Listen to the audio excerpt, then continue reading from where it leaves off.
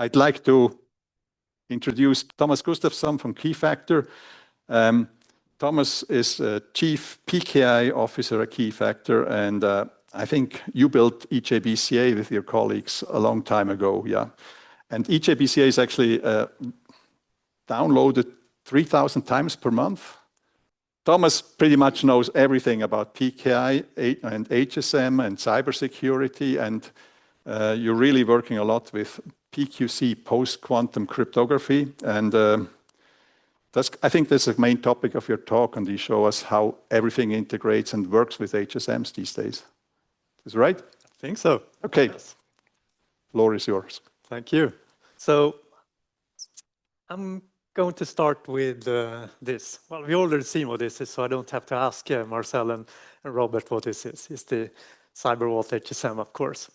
But I was in Utrecht 2 weeks ago, and I saw another HSM, which was from 2016, and it weighed in at 9,300 kilograms. Of course, it didn't look like fancy like that. It looked like this instead. So it was actually a railroad. So HSM for them was Holland's Iron Railroad Company, which was active between 1837 and 1938. So what do I want to say with this? Well, nothing. It was just fun. So it maybe makes me a bit humble. So kind of HSMs, cryptography, PKI, it's a little bit niche industry. So we have to be compassionate if not everyone understands what an HSM stands for. Of course, we are the only one who has the real explanation for the acronym HSM. Okay, well, enough of that. So there's a bunch of trends that we think drive increased demand for cryptography, HSMs, and PKI, of course. And, well, there's too many to mention, actually. We had, together with our CTO, Ted Shorter, I had kind of an internal presentation about trends in the beginning of the year, and I think we went through 7 of them for an hour or so. So I'm just going to pick a couple of them here to start with before we dive into the details. So this first will be a little bit higher level, and then we'll dig into some more hardcore details later. So one is like shorter TLS lifespans that is a trend that has been, well, really accentuated since CAB Forum voted for, made their vote about shortening public PKI or publicly trusted certificates. Then we have quantum computing or post-quantum cryptography or quantum safe cryptography. You call it what you want, but it's it's actually the, well, we take the next one. We have both top 2 trends, AI and workloads. We already heard a bit about that, but according to Gartner, AI is the top trend, which is, well, you can understand that. But actually, post-quantum cryptography comes second, which is very rare, kind of such a cryptography being even on the top 10 list of trends, even if it's, we know cryptography is cool, but the whole world doesn't know that. So that is, it's interesting at least. And then compliance pressure, which is also something which drives need for more security and more of everything that we do.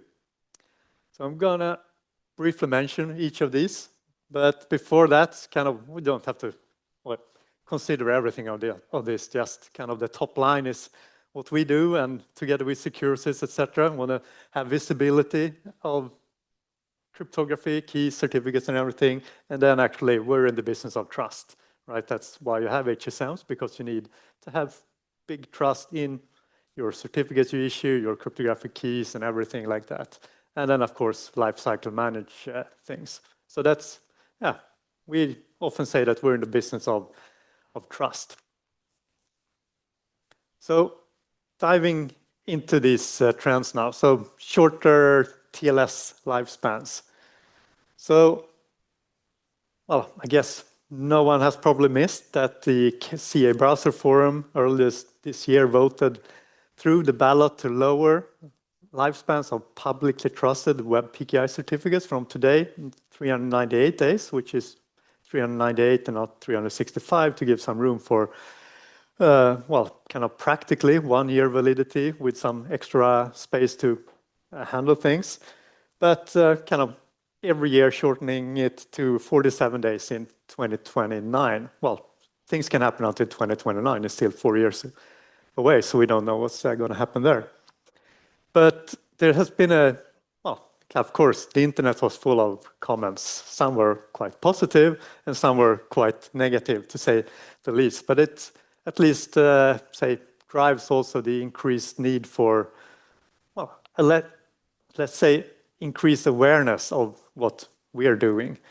And automation and crypto agility became a hot topic. And things like no automation is doom. And Fabian commented on a LinkedIn post that I was involved in, and certificates must be managed automatically in 2025. There's no excuse for it. And everything else. One of the more interesting, well, which I thought was funny, comments was actually on the CAB Forum mailing list, where there was a long email from someone working in a regulated industry, because they're typically the ones who have maybe processes which are not always trivial to automate.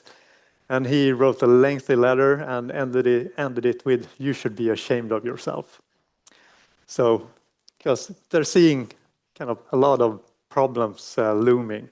And this is just one example from a company in the energy sector who have 7,500, well, SSL certificates, it says here. Of course, we know that it has nothing to do with SSL. It's all about TLS. But I thought that maybe today, kind of an SSL certificate is more like doesn't mean the SSL protocol. It's just a synonym for publicly trusted web PKI certificate, one of those that works in web browsers. So we can call it that instead.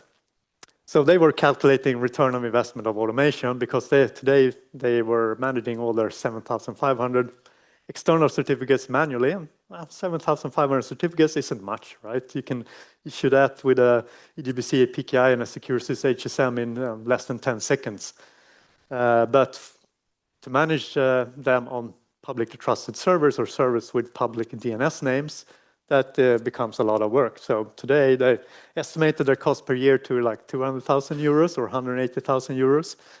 And if they have to do the same thing with 47-day lifetimes, it would be almost 2 million euros. So they say it's an 8 to 10 times increase in workload. So they need to do things, automate, be more crypto agile, which of course helps them in a lot of ways. For example, the migration to post-quantum cryptography. So this is, organizations are really, some organizations are working heavily to kind of be able to manage this transition to shorter TLS life cycles. So next trend, compliance pressure. That is something that we're talking about. I'm seeing it on a lot of conferences. And there's, of course, global compliance pressures. So in the US, we have HIPAA actually was something we were working with companies on in the beginning of this century. So it's an old one. But we have the new ones for post-quantum cryptography, the NIST internal report 8547, CNSA 2.0, and things like that. UK have come out with stuff for national security. Europe have a lot of stuff, or EU, I would say, right? I know we're not in EU now, but I bet that you guys are also kind of, I would say, impacted a little bit, at least from some EU regulations. From where I'm up in Sweden there, we do talk a lot about NIS2, DORA, and CRA, for example, where DORA can be attacked in many ways. I was talking to a lady friend of mine who runs compliance at the Swedish financial institution. They're kind of small pension fund management. They're handling it by contractual, right? They don't develop their own systems, so they use systems like for Bloomberg and such. But they have to make sure that they have DORA clauses in their contracts with all their vendors, like Bloomberg and all other vendors they have. Others, of course, if you're developing your own system, or if you are a vendor to the financial institutions, then you have to, make sure that you can handle those clauses, so it's not only on paper, because that's not going to play well. And CRA, we're, of course, ourselves subject to CRA. We think CRA is a driver for more security, more PKI, more cryptography. But we also get questions from our customers how we are CRA compliant. Well, it's a lot about secure development lifecycle, vulnerability management, patches, etc. And even though we think we're today following best practices, which is pretty much all you have to do, follow best practices for software development and patching and releases and such, which has been best practices for years. Well, something we have to do is maybe document it better so we can prove it to our customers and things like that. So even if you're good, there's still work to do. And for others, it's more painful. And even, well, there's things like PCI DSS for the payment industry. I saw a post from Jaime Santander Bank the other day, maybe I think it was last week, about how they're adding clauses for post-quantum cryptography into PCI DSS. And yeah, so this is definitely a big driver for a lot of our customers and joint customers for solutions and hardware security modules. So that was trend number 2. And oh yeah, I was just thinking about this. We don't have to check it out, but some of the regulations, there's too many regulations to keep track of, right? So you just have to figure out which have an impact on cybersecurity requirements. There's a couple of ones, and those are the at least focus areas from our marketing department, so we can speak nicely about them. Okay, next. We saw AI already. So, and there's a lot of aspects to AI. There's not, one silver bullet of securing AI or anything like that. So we're going to hear a lot more of that, not least from Melanie in the afternoon, where we're going to learn more. But of course, we're also looking into MCP. We also have an MCP server. And I think the challenge will be when AI agents, well, they will use multiple MCP servers to generate keys, to issue certificates using those keys. And well, that's just kind of our trivial examples. And when they become more capable and everything like that, we think, well, AI agents will need identities, of course. Today, or I was at KubeCon in June this year, and there was a lot of talks and presentations about, oh, this is how you code your AI agent with just a couple of lines of code, and it can do all the things that you do, that you want it to do, or autonomously, it will, roam around in your network. But pretty much without security, or with some security that the platform provides. For example, Kubernetes have like SPIFFE for machine identities or container identities and service mesh and such things, but that's also only a small part. Most of the kind of the hype is make an AI agent quick, and in worst case, you give it your login credentials to your calendar, right? And we've seen some spectacular vulnerabilities happen when you give AI agents access to your credentials. So, of course, AI agents will have to have their own identity, maybe layered. So you see, okay, this agent is doing these things, and it was, Robert who actually told it to do that, but it only can do this small part and not do everything that Robert can do, because he can do a lot, which an AI agent shouldn't be able to do. So that's definitely at least a trend on the, say, board level and marketing, and not so much for revenue generating yet, but it's like what PQC was a couple of years ago. Then it was something, this is something we have to address for the future. We're not going to sell a lot of PKI and HSMs, back in 23 or 24 just because we're doing PQC, but we know it's going to be something we have to do in order to stay relevant in the future. So that brings us to our fourth trend, which is PQC, which is going to be kind of continuing for the rest of this talk. So today, most of it circles around the top two ones there, MLDSA for digital signatures and MLCAM for key encapsulation methods. A little bit around SLHDSA as well, although that's not as, say, imminent for use cases, which people are trying out, but it's definitely there. And a couple of other algorithms as well. But I would say the majority work is around the first two. And the official deadlines are approaching. So there's not kind of mandated deadlines in many places yet. The Americans have set dates for FIPS or NIST has set dates, or well, actually it's only a draft so far, so I'm not sure if it's really written in stone yet, but everyone else has come out with either regulations like the Australians and the UK, I believe, for national security purposes. The EU Commission has come out with recommendations, which sooner or later will become regulation. So if you are in a regulated industry, you can, well, today it's only recommendations, but you know that eventually SOGIS or EUCC or BSI or ANSI or whoever is on the national level will make that a mandate, and then kind of it trickles down from all your other regulations like NIS2, CRA, which have clauses around best practices and state-of-the-art cryptography. And when RSA is disallowed, well, that's definitely not state-of-the-art any longer, and then you'll have to go. I have a webinar with Fred Roos and Vladimir from InfoSec Global last week, or Fred Roos from ING Bank. And he concluded that, you know, it's okay to not have acted yet, but 2026 will be the last time that can be said.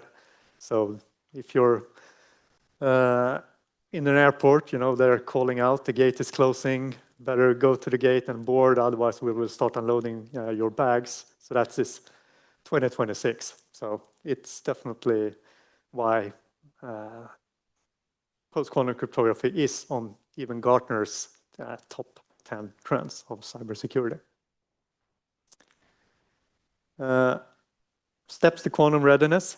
There is, well, whoever you go to, whichever vertical, if you're in telecom, financial industry, or go to one of the big consultancy firms, you will have, you know, a recommended step, something like that. You have to inform, talk to your vendors to see what in your supply chain is vulnerable or a future, and you have to discover what you have so you can prioritize by risk, high risk, medium risk, and low risk. And of course, you need to do that in order to not waste your resources, your scarce resources on your low-risk use cases. You want to spend them on your high-risk use cases first, because they will also be the ones that I think the EU Commission's recommendations is to have high-risk use cases migrated by 2029, and the medium and low-risk use cases migrated sometime around 2035. So you definitely need to start with the high risks first, and then we go through it. Automate, test, upgrade, deploy and manage, and then go iterate through that for different use cases. And when some people start to run through this for example use cases, you know, they often end up here. You kind of stop at between phase 2 and 3, because you figure out that all the vendors in the supply chain for, say, a complex application, if you control the whole application yourself with your own code, you just deploy OpenSSL or Bouncy Castle, and you can code it, and you can do it all the way through today.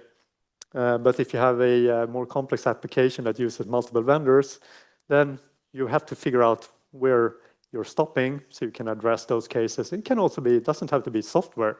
It can be internal processes. It can be some compliance regulation. I was talking to a guy from Ericsson as well, and they had gone through kind of their hardening requirements for telecom servers. And he was saying, well, some of them actually mandated specific settings for the TLS connections, which actually excluded MLCAM, or quantum safe key exchange. So those hardening mandates have to be updated as well. And you will figure that out as you go along. So now we're getting a little bit deeper into the tech trenches.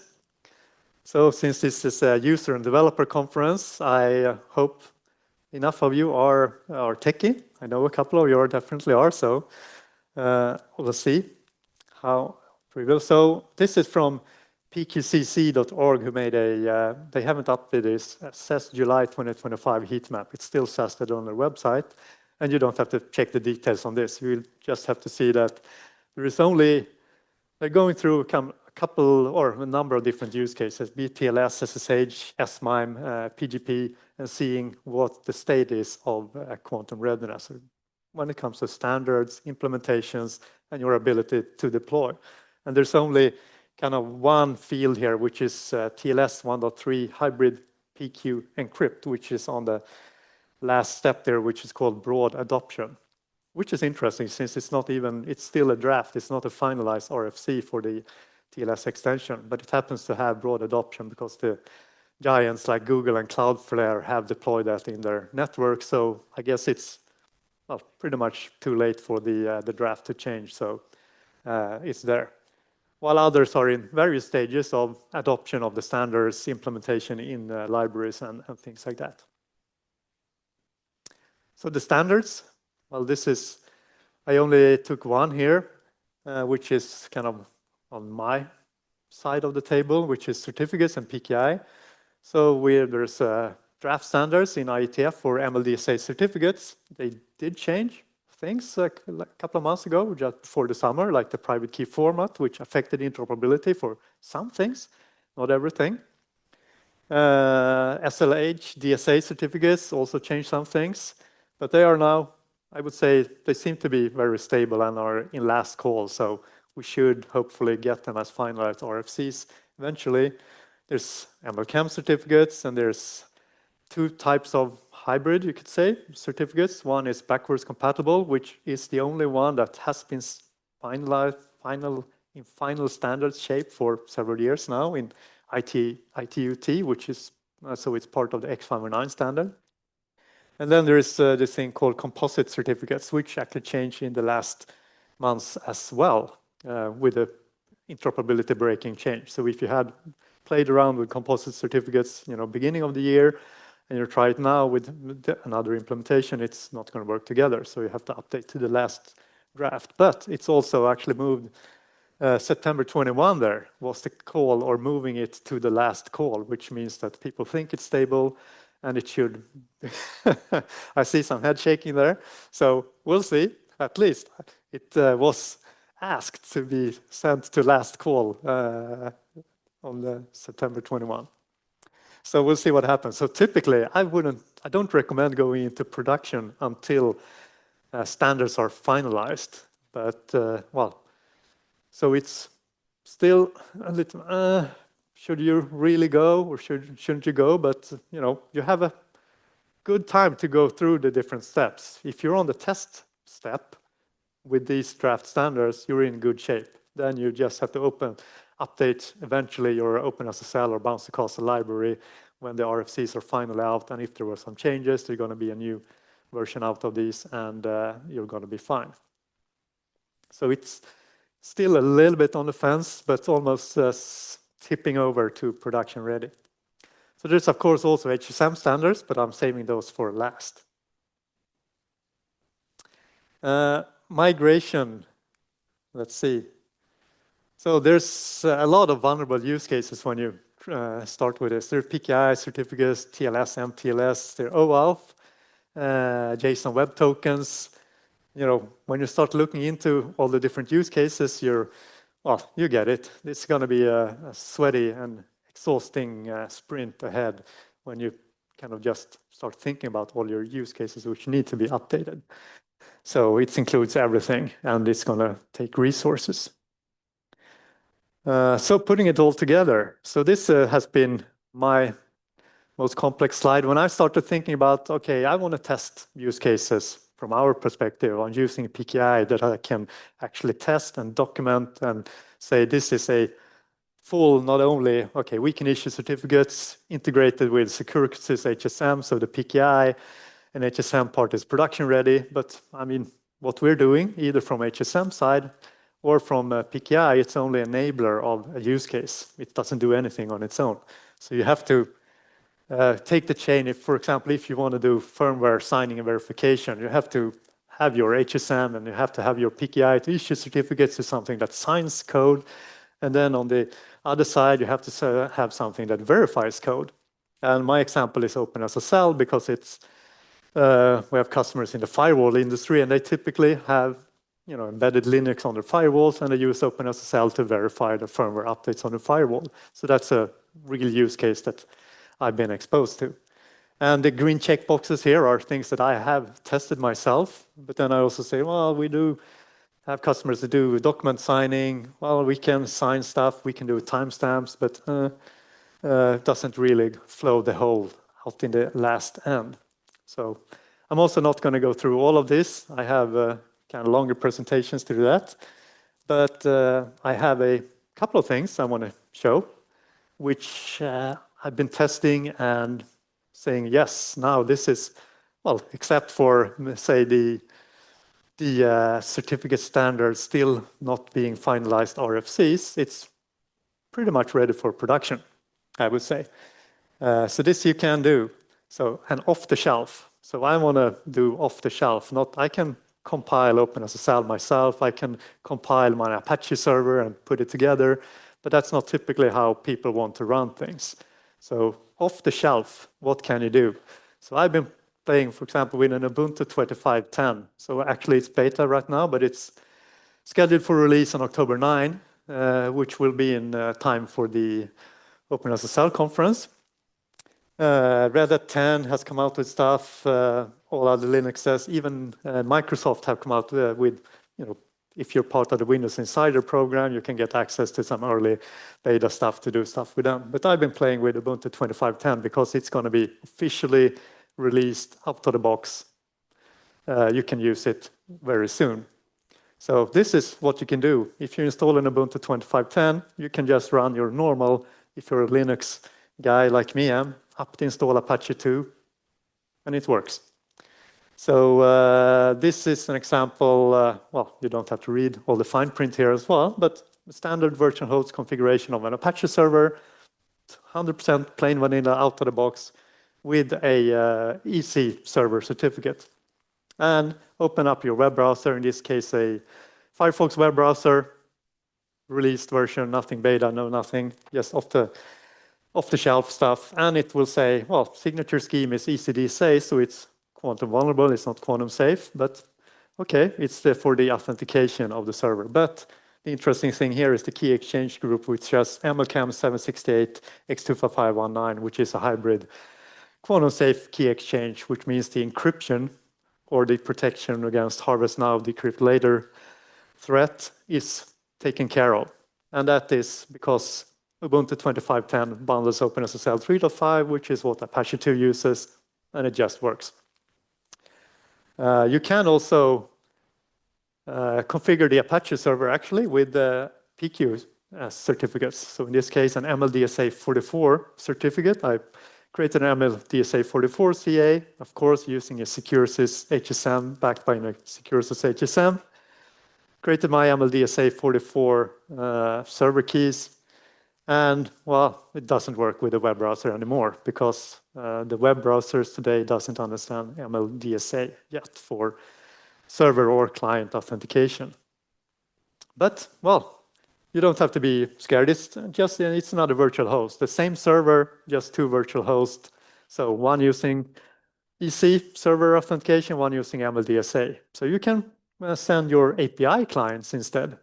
If you're using OpenSSL or Bouncer Castle or another quantum-ready library for your API clients, because OpenSSL, of course, understands MLDSA certificates as well. So you can deploy that, and it will show that, yes, it uses MLDSA signatures for authentication. It does use TLS 1.3, MLCAM key exchange for the encryption. So everything, this TLS channel is fully post-quantum cryptography or quantum safe.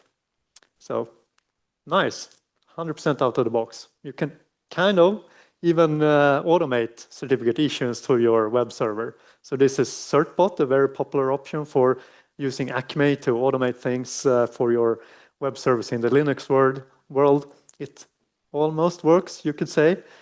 You can run CertBot, but because it uses OpenSSL behind the scenes, of course, so it's going to work, but they haven't updated the front end yet, so you can't give it the parameters to generate MLDSA case.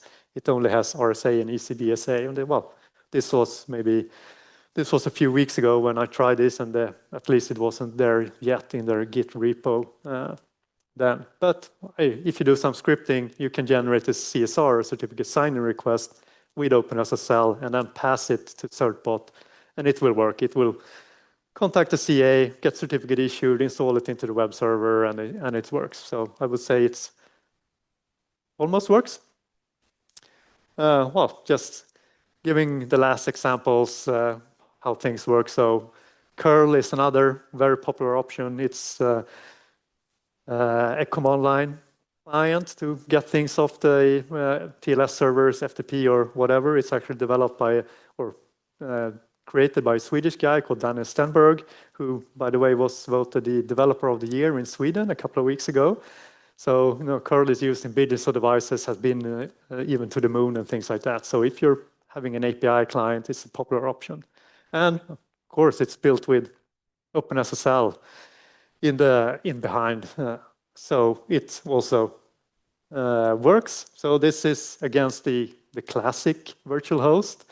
It also again uses X25519 MLCAM 768 key exchange. Yeah, encryption, quantum safe, harvest non decrypted later solved. I call this not okay, but I actually turned out I was running this against the one with the MLDSA server certificate, and I didn't get it to work. Well, until actually last night, I figured out I had made a mistake, which just shows, I guess, PKI is more complicated than I thought for all these 30 years that I've been doing it. I had messed up my certificate, so I passed the wrong certificate to my curl command. So it actually does work. But I didn't have time to change this slide. But it was nice to keep it because it also shows when you're testing things, you might stumble on things which, well, it looks like it doesn't work, but maybe it does if you try a little bit harder, which it did for me. So I can also do mistakes. So curl built with OpenSSL, of course, 352 here, out of the box, of course. This is, apt install curl or snap install curl on the Ubuntu server. Super plain vanilla out of the box. A lot of use cases does work. So TLS is probably the kind of primary or first use case for many to do migrate to PQC.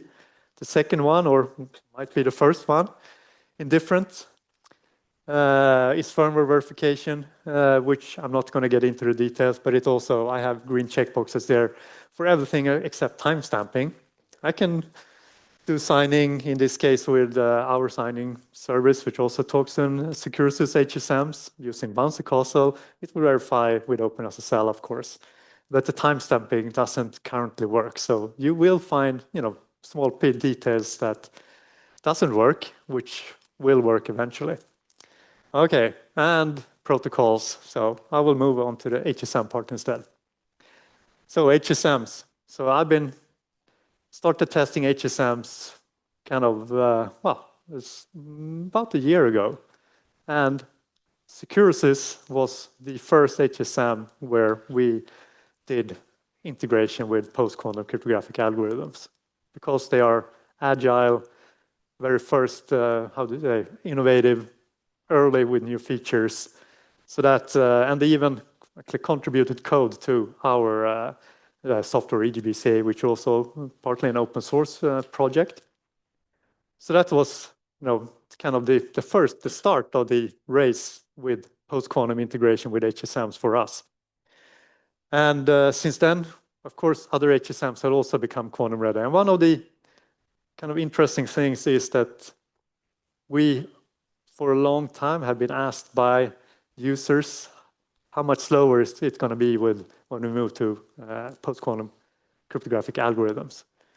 And doing performance testing for of course, this use case, which is PKI or OCSP for validation, shows that in a lot of cases, using MLDSA would be faster than using RSA. Or in, say, worst case, in worst case, there are a couple of HSMs where RSA is still a bit faster, but in most cases, MLDSA is faster or exactly as fast as RSA at least. In many cases, slightly slower than EC, but in many cases also the same. So it's also the experience of, say, ING Bank, who has been publicly writing blogs and talking about conferences, how they have been testing with HSMs for, say, OCSP and PKI use cases for the financial industry. Good experience. So we don't have to be very afraid for such use cases for this. So finally, a little bit about HSMs and how we integrate with HSMs. So of course, as all of you know, the Securosys HSMs comes with multiple interfaces. So it's both a PKC11 provider or PKC11 interface and a REST interface. So we did our first integration a long time ago with the PKC11 API for RSA and EC.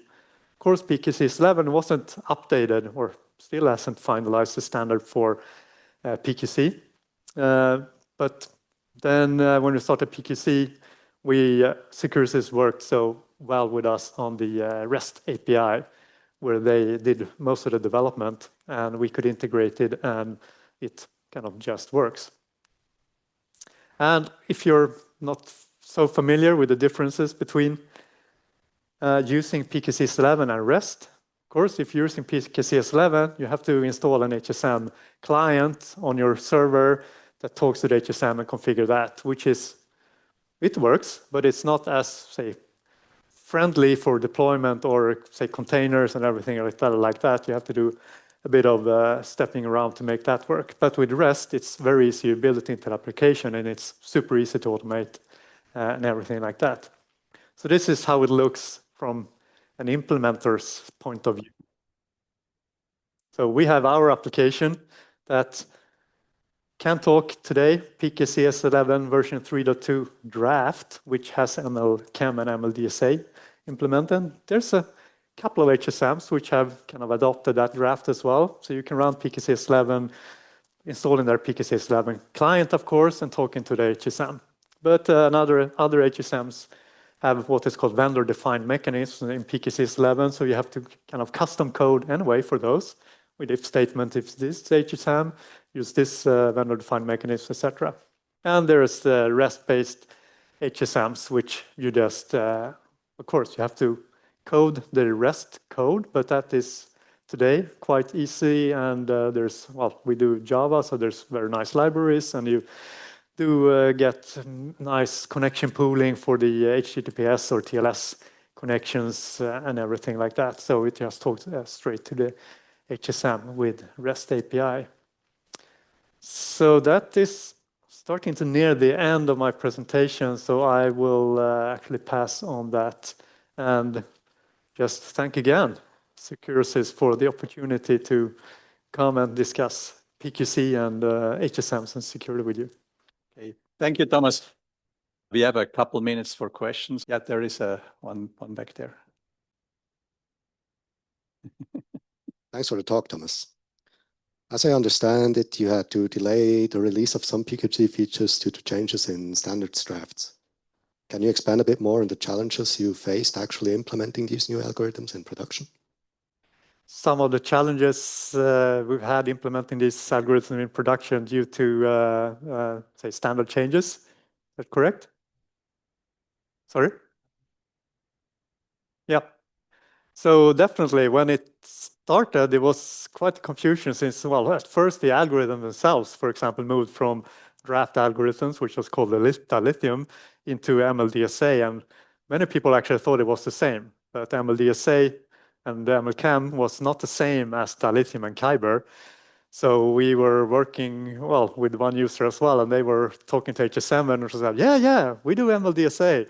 Here's our HSM, and they started testing, and you try to verify, well, you could actually sign with ML-DSA, and you get the signature back, and it doesn't verify. And then you're, suspicious. Maybe it's not actually, it's the draft algorithm and not the final one. So that was definitely one issue.